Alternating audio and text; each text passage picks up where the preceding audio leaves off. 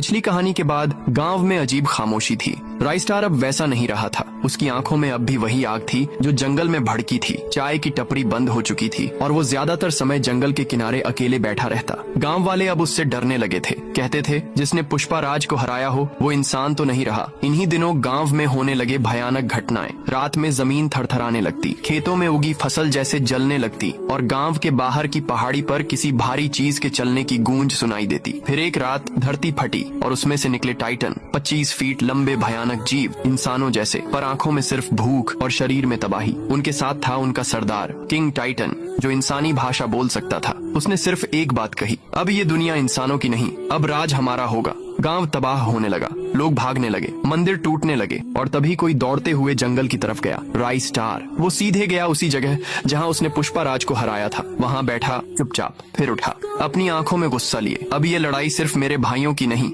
ये लड़ाई पूरे गांव की है। वो गांव लौटता है, लेकिन अब उसके हाथ में कुल्हाड़ी है, वही जो उसने पुष्पाराज से ली थी। जंगल की मिट्टी से लिपटी पुरानी लेकिन भारी टाइटन गांव पर चढ़ाई करते हैं। राइस्टार अकेला खड़ा होता है गांव के दरवाजे पर। टाइटन दहाड़ता है, क्या करेगा अकेला? राइस्टार जवाब देता है, जंगल ने मुझे अकेला भेजा है, पर याद रखना जंगल कभी हारता नहीं, जंग शुरू होती है। राइस्टार छाया बनकर दौड़ता है। टाइटनों का खून गर्म है, लेकिन राइस्टार का बदला उससे ज्यादा गर्म। किंग टाइटन से आमना सामना होता है। वो कहता है, पुष्पा राज गया, अब तू भी जाएगा। राइस्टार बोलता है, मैं पुष्पा नहीं हूँ, मैं उसका अंत हूँ। भीषण लड़ाई होती है, पेड़ टूटते हैं, आग लगती है और जब धुआं छंटता है सिर्फ राइस्टार खड़ा होता है, खून से लथपथ पर जिंदा। किंग टाइटन वहीं पड़ा है, मरा हुआ। राइस्टार फिर गांव नहीं लौटता, वो जंगल के अंदर खो जाता है।